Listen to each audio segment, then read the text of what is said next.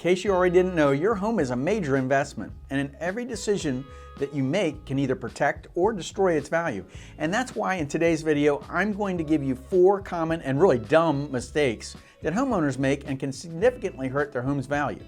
And I'm going to break down why these mistakes happen and the real consequences that they bring and how you can actually avoid them to get your home in top shape. So let's dive in. Number 4 is ignoring regular maintenance. Now, the first common mistake that homeowners make, and I see this happen all the time, is neglecting regular maintenance of their house. And in most cases, they do this because they're either too lazy or they just didn't think about it would make that much of a difference. But the reality is, every dollar that you spend on upkeep could save you up to $100 in future repairs. For example, failing to clean your dryer vent not only reduces efficiency, but it also can cause a fire hazard, guys. And even if this is a rare thing, 80% of the structure fires begin with clogged dryer vents. So it's simple, right? But beyond that, simple routine tasks like cleaning gutters or servicing your HVAC system or checking plumbing for leaks can make a world of difference in the real world. Neglecting these things, it shortens the home's lifespan and may even hurt its value. So when you list your house for sale on the market, buyers are going to look and notice these things of neglected maintenance,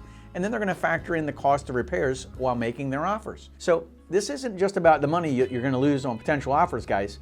It's also about the impression that your house leaves, whether you're entertaining people or whether you're selling it. A well-maintained home signals that the homeowner has cared for this property and is less likely to have any hidden issues if it's up for sale. So it's going to help you later on down the road. And number 3, DIY electrical and plumbing work. I've seen some train wrecks here, guys. The reason this is so dumb is because it often leads to costly and more dangerous mistakes down the road. And it's not just about getting things done or getting things done cheaply. It's also about making sure the work is done right, so you don't have to do it all over again. When homeowners try to do the DIY work, they often make common mistakes like overloading circuits or skipping GFCI outlets where they're needed in bathrooms or kitchens, or improperly grounding wires. These are the things that professionals actually usually don't miss. Also, DIY plumbing work, it comes with its own risks. For example, it's important to check the water pressure when replacing pipes. So if you don't think that the water pressure is too high, it can cause leaks behind the walls, and I've seen this happen. Slow leaks, nobody sees it until it causes a mold or common issue, and you can smell that in your nose. But here's the main problem. You won't even notice this leak at first, and over time, it can lead to extensive mold growth, as I say, or even rotting wood, and that's a big issue. And fixing these problems that are behind the walls later on costs a lot more than hiring the professional in the first place. So in many states having specific building codes, and if you're not up to those regulations for electrical plumbing work, you're going to have problems down the road trying to sell. And if your project doesn't meet these standards, it's going to go complicate that selling process. Now, even many insurance policies, they won't cover damage caused by unlicensed repairs. So if your DIY electrical job causes a fire or your plumbing project floods the house, guess what? You'll be paying for those repairs out of your pocket. So it doesn't mean that everything has to be done via professionals. Just stick to simpler DIY tasks, like unclogging a drain or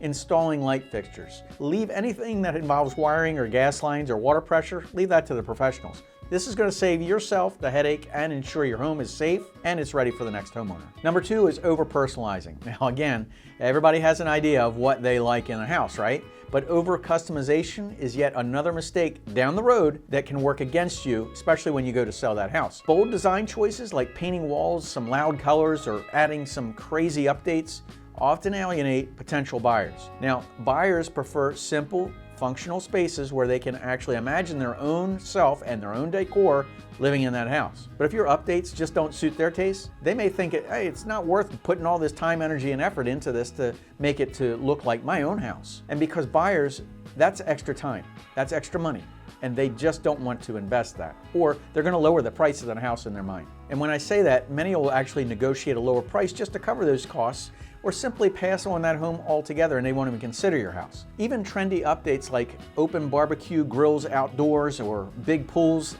this may be outdated and people just don't want to deal with the hassle of cleanup and maintenance in years down the road. So another consideration is the reversal cost. Now, over customization of features, they don't always add value. Sometimes they'll actually take value away from your home. And less market appeal in some cases. So what you need to focus on is temporary changes. So if you want to add a personal item to the home, consider decor that you can easily swap out if you need it. Things like area rugs or some kind of a wallpaper or trendy lighting fixture, this can all add the touch without any major changes. You can change those things later on. So remember, the goal is to create a space that feels inviting. It's your house, but when you're adaptable and time to sell, this is something that a buyer can easily picture themselves living in. So you need to make sure that your home appeals to a broader market and you can enjoy it, but when it comes time to sell, you need to sell it faster and for a better price. And the last one is number one, cutting corners with renovations. Again, see this all the time. Whether it's opting for cheap materials or hiring some unlicensed contractor, shortcuts always end up costing a lot more during renovations. And you're going to see issues like mismatched flooring or visible caulk errors that are really sloppy, or tiles that aren't laid properly, or bumpy walls. If you rush through renovation process, it shows in the long run. Now on top of that, cheap or rushed renovations are rarely durable. So over time they're going to wear out. So when you go to sell, if you have to redo that work or settle for lower offers, this doesn't really make any sense, because negotiation, you don't want it lower. You want to bring the value of your house up. Another pitfall that homeowners fall into is skipping permits just to save a little bit of time and money. And because that'll come back and bite you, guys, especially during the inspection process. And then there's the issue of rushing into major renovations without fully understanding the cost and the time and the money and the space. Now, many homeowners will jump into projects like relocating kitchens or knocking down walls without considering all the practicalities like traffic flow and storage needs. I've actually seen houses that were not completed when a homeowner went in and thought they could get a project done, and then they found out that they're way over their head. As a result, you end up taking layouts that don't make sense, like cramped kitchens or awkwardly positioned living rooms. And again, if you didn't do it right, it lowers the value of that home. So a good rule of thumb is to live in your home for at least 6 to 12 months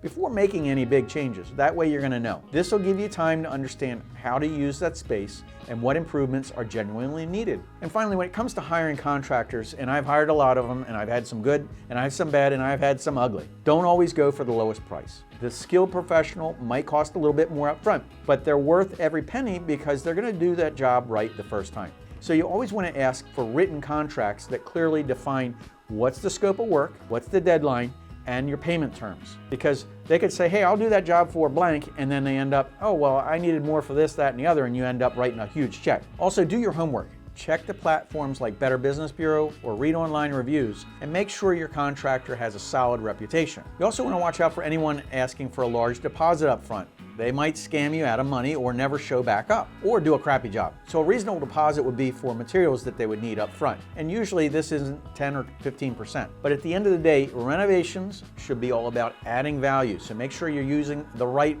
renovations, not just cutting costs. And high quality updates not only make your home more appealing, but buyers will notice the quality and be more willing to pay top dollar for that house if it feels well cared for and ready to move in. Now, I want to make sure that the entire process is as smooth and profitable as possible when you're selling your house.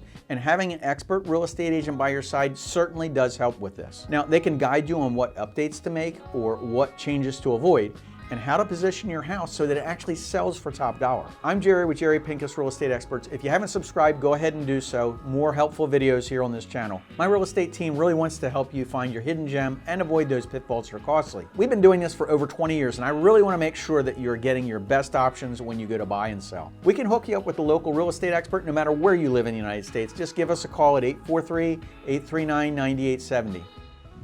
So if you never want to miss one of these helpful selling videos, remember to ring that bell. See you in the next episode.